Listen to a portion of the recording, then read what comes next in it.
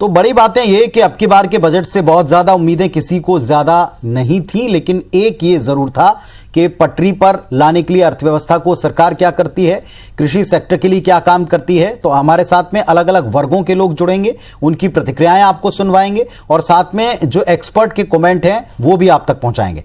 हमारे सहयोगी सौरभ सिंह परिहार इस वक्त हमारे साथ में जुड़ रहे हैं। सीधे सौरभ का हम रुख करते हैं। सौरभ, आपके साथ में कई सारे लोग हमको दिखाई पड़ रहे हैं, उनका उस सेक्टर का परिचय कराते हुए आप सीधे बातचीत करें।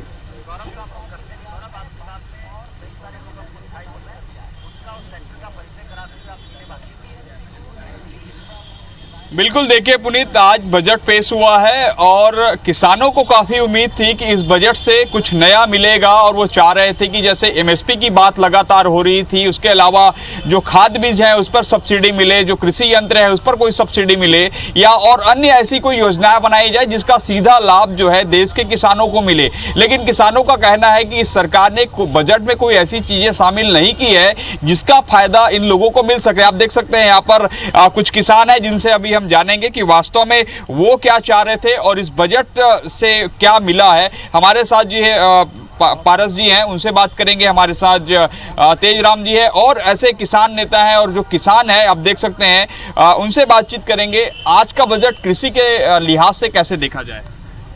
बिल्कुल निराशाजनक था और हमें उम्मीद थी कि प्रधानमंत्री ने जो पूर्व में घोषणा किया था कि लागत में 1.5 गुना जोड़कर मैं एमएसपी दूंगा, हम चाहते थे उसको कम से कम 3200 रुपये दे।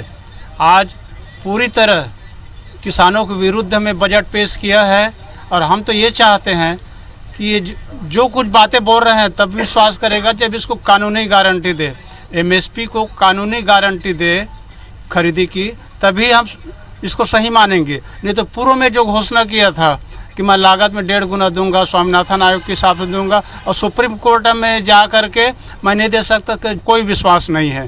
ठीक है, तो आपने सुना पुनीत कि इनका कहना है कि ये सरकार पिछली बार भी जो है इस तरीके के काम किए थे, बजट में बात कही थी, लेकिन कोई दूसरी बात में उन्होंने कह दी। आपसे जानना चाहेंगे, पेट्रोल और डीजल में जो अतिरिक्त सेस लगाया गया है उससे क्या हानि होगा आप लोगों को? देखिए, पेट्रोल डीजल में जो अतिरिक्त सेस लगाया है तो सरकार को मालूम है कि कोरोना काल में अगर कोई जिंदा रहा, अर्थव्यवस्था को जिंदा रखा तो वो किसानों ने रखा है।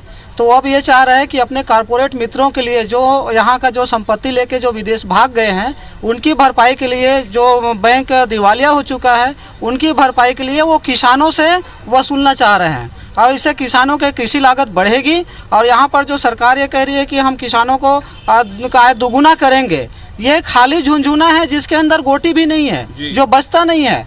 और ये किसानों के आय दोगुनी करने के नाम पर किसानों को से ही चूसने का, किसानों को ही लूटने का बजट उन्होंने लाया है। सरकार को ये बात भी ध्यान रखना चाहिए कि यही बात 2016 में सीतारमण जी ने कहा था जब ई-नाम योजना लागू की गई। ई-नाम के माध्यम से किसानों को उनका न्यूनतम समर्थन मूल्य से ज़्यादा दाम मिलेगा, ये बात कही थी, लेकिन वो भी खाली हुआ। सभी किसानों को, पिछला बजट की हम बात कर रहे हैं, पिछले बजट में सभी किसानों के लिए पर्याप्त सिंचाई व्यवस्था की बात उन्होंने कही थी, लेकिन एक भी जगह पर उन्होंने सिंचाई की व्यवस्था नहीं की। ये जो बजट भी किसानों के हित में नहीं है, बल्कि